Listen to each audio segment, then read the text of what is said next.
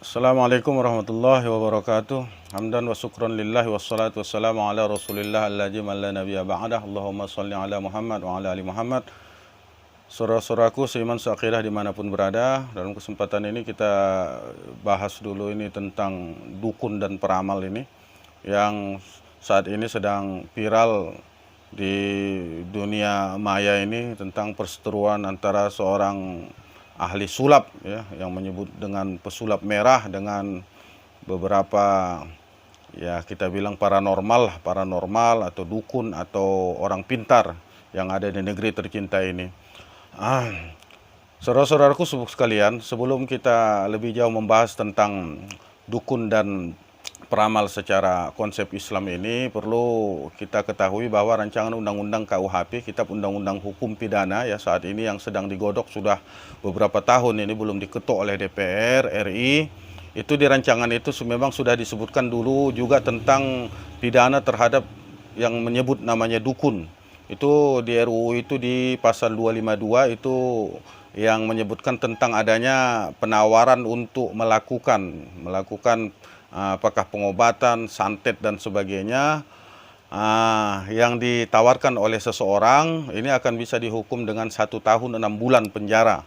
Kalau profesi itu dilakukan untuk mencari keuntungan atau komersil, itu akan bisa ditambah dengan 1/3 lagi. Jadi bisa sekitar 2 tahun lebih tuntutan hukumnya. Ini maka hati-hati kepada para dukun-dukun ini ya, kalau bisa, kalau selama ini mungkin ini jadi usaha ya, berubah profesi lah segera, karena ini kalau RUU ini sudah diketok nanti ini akan menjadi delik pidana bagi siapapun yang menyebut namanya dukun, apakah itu dukun dalam berbagai bentuk. Kalau dalam bahasa Indonesia juga diterjemahkan bahwa dukun ini banyak jenisnya. Ada yang disebut dengan dungut dulu, kalau sebelum ada bidan disebut dengan dukun beranak, ini untuk orang melahirkan waktu itu. Kemudian ada yang namanya dukun calak, ada dukun jampi, ini jampi-jampi memberikan amalan-amalan jampian-jampian kalau untuk pelaris segala macam. Kemudian ada juga namanya dukun Java, ini dukun Java, ada dukun klinik juga ada yang disebut dengan dukun santet. Jadi ini santet ini dari jarak jauh mengguna-gunai orang sehingga perut buncit dan sebagainya. Kemudian dikenal juga ada dukun siwer. Dukun siwer ini memberi menjauhkan kesialan-kesialan kepada rumah dan sebagainya. Kemudian ada juga yang disebut dengan dukun susu. Dukun susu ini menanamkan macam lah ke dalam tubuh supaya orang bisa awet muda dan sebagainya. Dan ada juga dikenal dengan dukun tenung. Jadi dukun tenung ini menenung sama seperti sebenarnya dukun santet ini. Jadi ada juga yang namanya dukun tiban. Ini dukun tiban ini insidental, seperti kemasukan dan sebagainya sehingga dia tahan pukul. Seperti kalau di Banten mungkin kita kenal dengan debus, ada kuda kepang ya, nama bahasanya itu kuda kepang. Ini kemasukan kesurupan, bisa makan kaca dan sebagainya. Ini berbagai jenis-jenis yang disebut dikategorikan sebagai dukun ya. Kemudian bagaimanakah Islam memandang perdukunan ini? Dalam konteks Islam ini banyak hadis-hadis Nabi yang melarang mendakani khusus kepada dukun dan peramal. Jadi kita batasi dukun dan peramal. Dukun ini dalam konteks keislaman itu dukun yang sebagaimana saya sebutkan tadi, yang menggunakan sihir, kemudian yang menggunakan bantuan-bantuan gaib seperti jin dan sebagainya. Ini yang diharamkan, bahkan dikategorikan menjadi dosa besar. Orang yang mendatangi dukun dan mempercayainya akan dikatakan orang yang syirik atau musyrik, karena mempercayai satu kekuatan lain selain kekuatan Allah Subhanahu wa Ta'ala. Jadi supaya kita harus bisa garis bawahi dulu, dukun itu kan secara umum.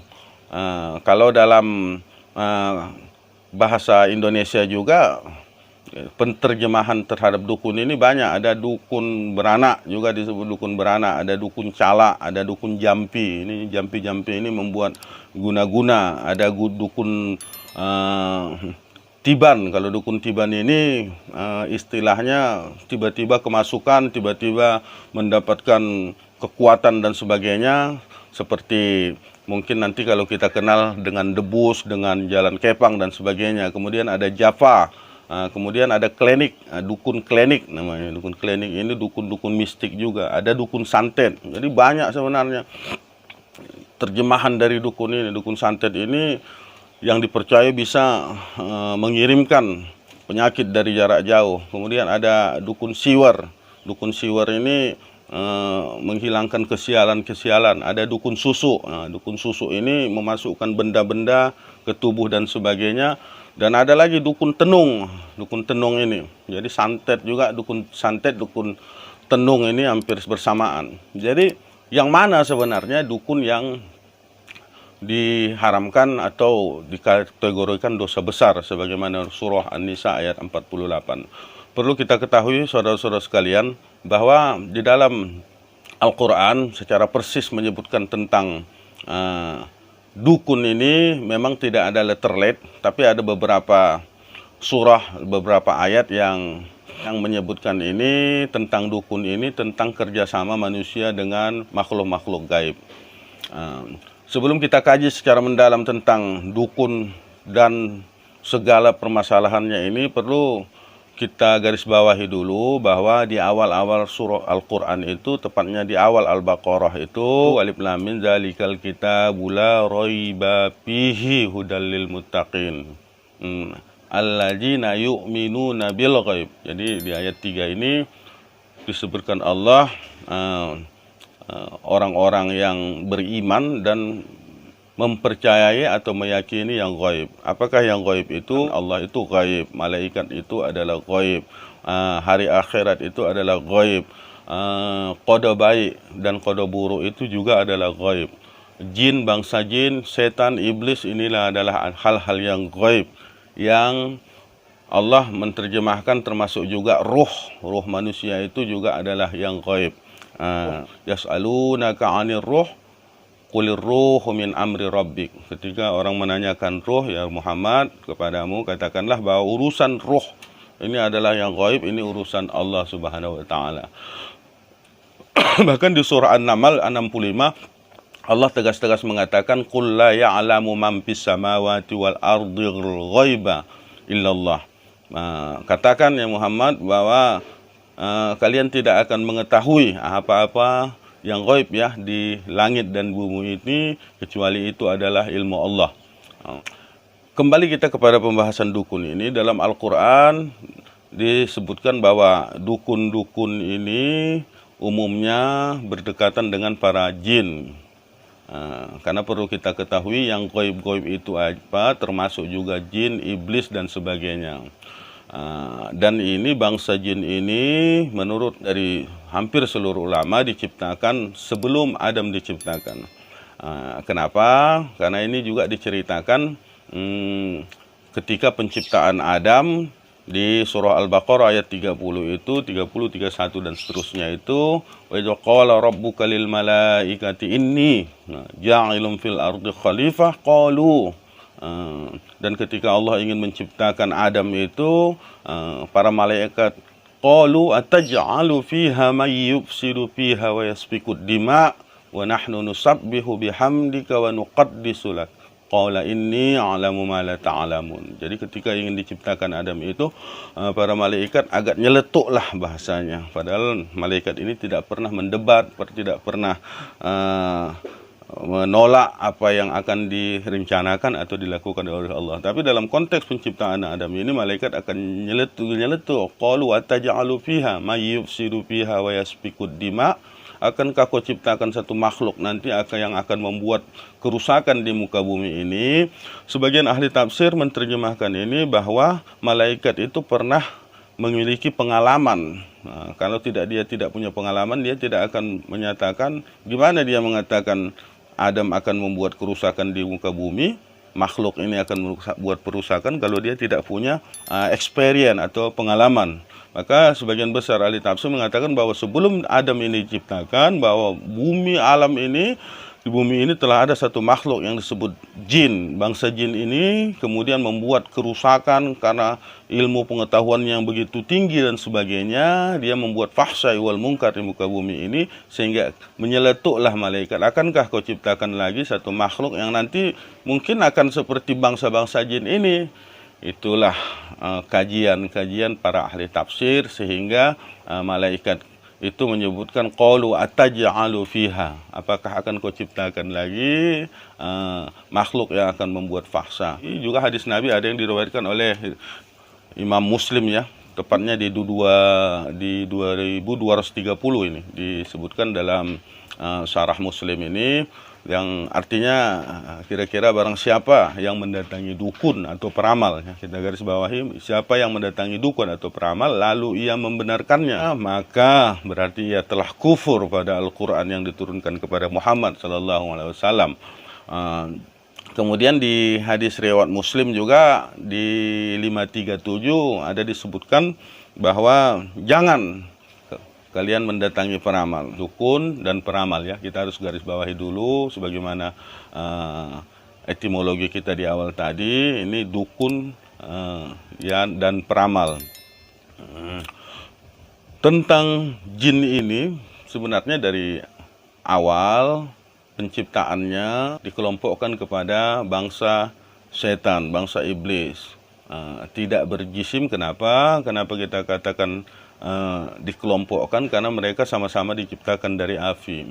Di sini disebutkan Allah dalam surah Ar-Rahman ayat 15, Al-Hijr 27 yang menyebutkan bahwa jin dan iblis ini diciptakan dari api. Ar-Rahman ayat 15 itu khalaqal janna mim marijim min nar. Ini jadi diciptakan jin itu dari api nyala, yang menyala, jadi nyala api dia. Kemudian di surah Al-Hijr 27 itu disebutkan tentang api yang sangat panas. Jadi jin dan iblis ini diciptakan dari asal penciptaan yang sama, itulah yang namanya api, sementara malaikat itu diciptakan dari nur, cahaya, dan manusia itu diciptakan dari tanah.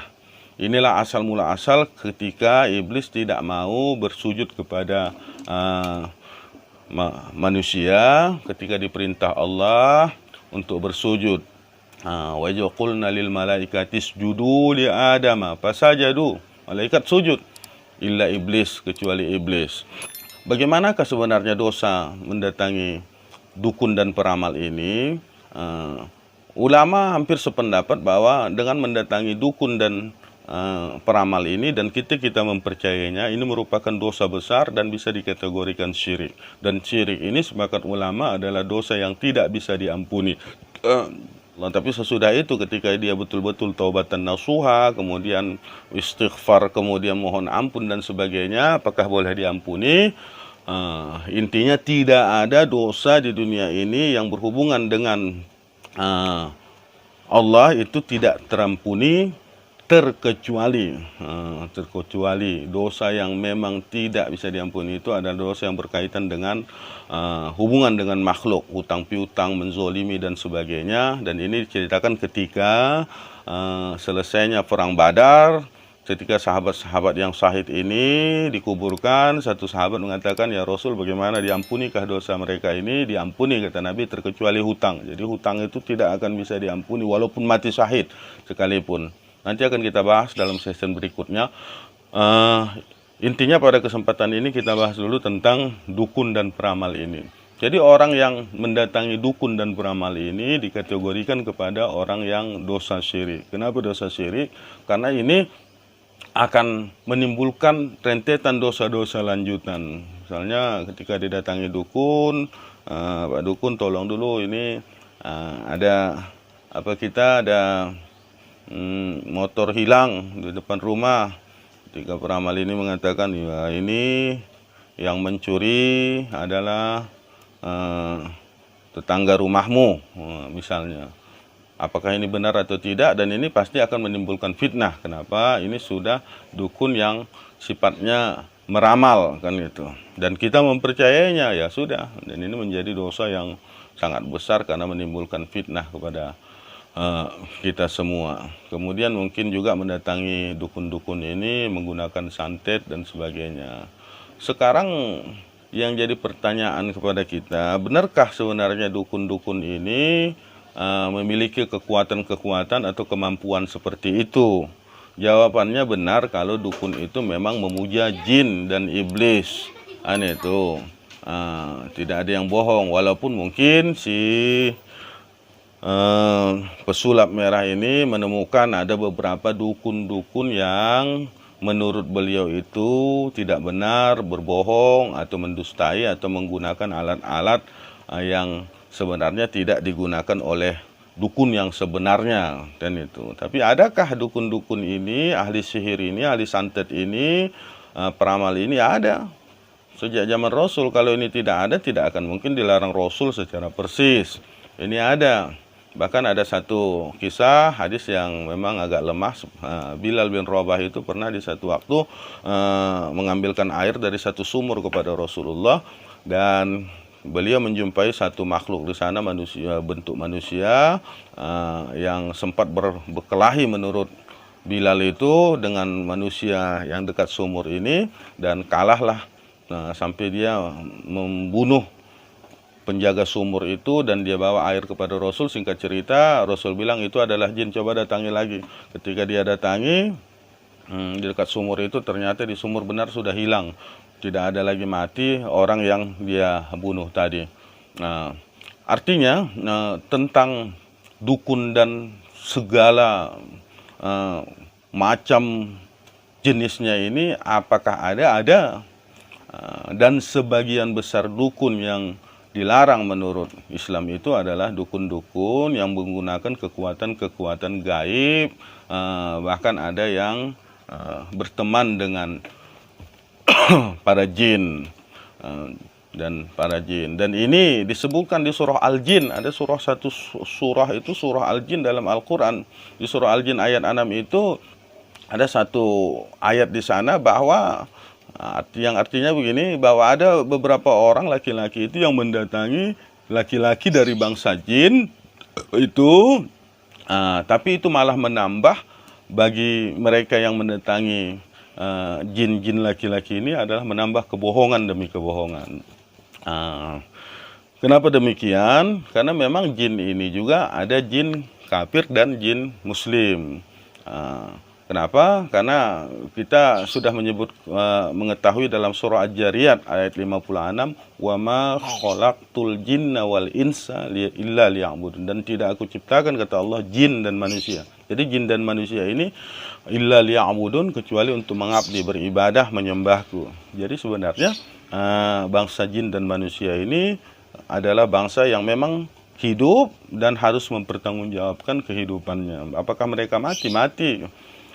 Kalau iblis ini walaupun satu jenis dengan bangsa jin penciptaannya, tapi iblis ini diberi prioritas oleh Allah yang tidak akan mati sampai yaumil qiyamah, dan ini diberikan dispensasi kepada bangsa iblis ini karena ketika dia dilaknat karena kesombongan dan keangkuhannya kepada Adam, tidak mau sujud, karena gara-gara Adam lah dia dilaknat, maka ada satu sumpah atau perjanjiannya, oke, ya Allah, aku boleh kau laknat, tapi aku bersumpah atau berjanji akan menggoda dan menjerumuskan keturunan Adam ini sampai yaumil qiyamah. Beri kesempatan saya supaya hidup sampai yaumil qiyamah. Maka bangsa iblis dan setan ini diberi dispensasi oleh Allah untuk hidup selama-lamanya sampai yaumil qiyamah nanti. Untuk apa? Untuk menjerumuskan manusia. Oleh sebab itu kembali kita kepada bangsa jin yang kafir-kafir ini akan menyaru kepada manusia. Bisakah mereka menyaru kepada manusia? Wallahu a'lam bishawab. Jadi dari case ini sebenarnya saya kaji-kaji lagi bahwa yang bisa merasuki kepada kita itu juga ada jin yang namanya qodam. Jadi ini ada bahasa qodam ini. Qodam ini memang dalam satu kajaran Islam bahwa tiap kita manusia ini mempunyai ada satu jin yang mengikut kita. Kadang-kadang kalau kita tengah malam sholat sendirian misalnya, kita kayaknya rasanya ada satu makhluk yang di dekat kita. Inilah qodam. Dan qodam ini Qodam ini disebut dengan jin qorin. Jin qorin ini adalah jin yang mengikut kepada seseorang yang ketika dia lahir ini akan beserta sampai dia mati. Ketika dia meninggal dunia, jin qorin ini tidak juga serta-merta ikut meninggal dunia. Dan ini akan tetap juga hidup, dan ini akan tetap merasuk dan sebagainya, dan inilah yang terkadang masuk kepada orang-orang keluarganya dan sebagainya. Yang tidak bisa dipanggil itu adalah jin qorin yang bersama Rasulullah Muhammad SAW. Ini wallahu alam bisawab, karena ini kita mengkaji masalah yang gaib, hanya Allah yang mengetahuinya. Intinya seluruh ulama, hampir seluruh ulama itu menyebutkan bahwa mendatangi dukun dan peramal ini adalah pekerjaan yang haram dan bisa dikategorikan dosa syirik. Dukun-dukun yang memuja-muja, yang bekerja sama dengan jin, yang bisa secara tidak nyata memberikan solusi terhadap pengobatan dan sebagainya. Kembali kepada obat-obatan ini, Nabi mengatakan dalam satu hadis riwayat Muslim juga, setiap penyakit itu ada obatnya. Apabila ditemukan obat yang tepat, kata Nabi, untuk suatu penyakit akan sembuhlah penyakit itu dengan izin Allah Azza wa Jalla. Hadis riwayat Bukhari juga ada disebutkan, yang artinya Allah tidak akan menurunkan penyakit, melainkan menurunkan obatnya juga. Ini dalam satu hadis riwayat Imam Ahmad itu, yang tidak ada obatnya itu hanya penyakit tua. Jadi penyakit tua ini tidak ada obatnya. Sekarang walaupun bisa dioperasi plastik dan sebagainya, ya tua tetap tua juga. Tetap bisa keriput juga, umur tidak bisa didustai. Jadi terhadap obat-obatan seperti ini, kita hanya bisa mendatangi tabib. Dalam bahasa Arab tabib itu dokter, kan itu dokter. Bisakah kita mendatangi dukun yang menyebut bisa mengobatin, kan itu, selama pengobatannya itu bersifat non gaib, kan itu non gaib. Itu bisa, misalnya dukun patah, misalnya dia mengobati dengan cara mengurut misalnya, atau kemudian dia dengan memberikan herbar-herbar dan sebagainya. Tapi ada juga yang bertanya, jadi tapi Ustadz, kadang-kadang dukun-dukun itu yang disebut dukun dengan perantaraan jin, bantuan jin atau bantuan apalah, itu juga bisa sembuh Ustadz kadang-kadang. Ada kejadian, ada banyak ya kejadian itu. Jadi ini perlu kita kaji nanti secara khusus, namun secara singkat saya gambarkan dulu tentang matematika doa ini, matematika kemakbulan satu perbuatan manusia ini. Matematikanya begini, positif 2 kali positif 2 itu hasilnya positif 4. Kemudian negatif 2 dikali negatif 2 itu hasilnya positif. Jadi negatif kali negatif itu positif. Yang hasil tetap negatif itu negatif 2 dikali positif 2 itu hasil negatif, atau positif 2 dikali negatif 2 itu hasilnya negatif. Ini nanti akan kita kaji dulu dalam paparan tentang makbulnya doa. Artinya secara sekilas saya gambarkan gini, ada orang bermaksiat melalui perantaraan jin, meminta, mengguna-guna, memfitnah segala macam yang sifatnya untuk menyesatkan manusia, sifatnya negatif. Kemudian yang diminta juga negatif, meminta melalui perantaran iblis. Iblis ini adalah sudah dijamin Allah akan dikabulkan doanya apabila itu yang sifatnya menyesatkan manusia yang mendatanginya atau meminta kepadanya. Artinya negatif perbuatannya diminta melalui negatif, medianya negatif, diminta kepada negatif. Kita gambarkan iblis, setan itu negatif. Hasilnya apa? Positif. Artinya apa yang diminta itu makbul, apa itu yang diminta itu bagus. Sebaliknya positif kali positif itu positif. Misalnya kita minta ya minta berkah rezeki, minta supaya berkah rumah tangga, kemudian kita minta melalui doa para ulama, para kiai, para habib misalnya. Ini juga karena permintaannya positif, minta melalui orang yang positif, kemudian meminta kepada Allah dalam kategori positif, maka hasilnya adalah positif 4. Artinya makbul. Yang tidak bisa itu negatif kali positif. Negatif kali positif, misalnya saya minta nomor togel, tapi minta kepada Kiai, Pak Kiai tolong nomor togel. Artinya negatif, saya negatif, permintaan negatif, minta kepada positif, ini hasilnya akan negatif. Sebaliknya juga begitu. Orang yang misalnya positif, misalnya kita yang memang kita meyakini Allah, meyakini perbuatan apa, tapi kita meminta kepada yang negatif, misalnya kepada dukun dan sebagainya, ini adalah hasilnya akan negatif. Ini sekilas nanti akan kita bahas nanti dalam session berikutnya tentang makbul doa ini, tentang positif dan negatifnya doa. Tapi dalam konteks ini saya gambarkan bahwa doa-doa atau permintaan santet atau mengguna-guna orang, bisakah terjadi? Bisa. Tapi tetap dia tidak akan bisa mempengaruhi orang-orang yang beriman berserah diri kepada Allah. Sebagaimana ahli psikologis mungkin secara medis hari ini, secara pemikiran logik misalnya, ini tidak akan bisa kepada orang-orang yang tidak meyakini dan mempercayai itu. Karena kalau ini bisa juga, Belanda waktu itu bisa aja kita usir melalui santet, guna-guna dan sebagainya, buktinya juga tidak bisa, kan begitu. Oleh sebab itu, saudara-saudaraku seiman dan seakidah, intinya dalam pembahasan ini kita disuruh Rasul itu, perintah Islam itu memang untuk berobat. Jika ada penyakit, kita berobat yang realistis. Berobat itu terutama juga kepada medis. Adakah hal-hal yang tidak bisa diselesaikan medis hari ini? Banyak, ada. Tapi itulah perkembangan ilmu pengetahuan. Sebagaimana saya sebutkan sebelumnya itu, Allah mengingatkan kita untuk menuntut ilmu. Bahkan ditinggikan derajatnya orang berilmu, bukan hanya ilmu agama, tapi juga ilmu-ilmu umum, ilmu-ilmu kedokteran, ilmu fisika, ilmu nuklir, bahkan ilmu-ilmu lainnya. Untuk apa? Inilah sehingga manusia ini akan menjadi khalifah. Khalifah itu artinya memimpin. Kehidupan alam jagat raya ini dengan ilmu pengetahuan, juga dengan iman dan keyakinan kepada Allah, dengan tetap berpatok kepada aturan-aturan agama yang sudah ditentukan oleh Allah dan Rasul-Nya. Jadi kalau hari ini misalnya ada penyakit-penyakit yang memang belum bisa diselesaikan oleh medis, itu memang karena hari ini kita masih dalam tahapan ilmu pengetahuan kedokteran itu belum mencapai maksimal.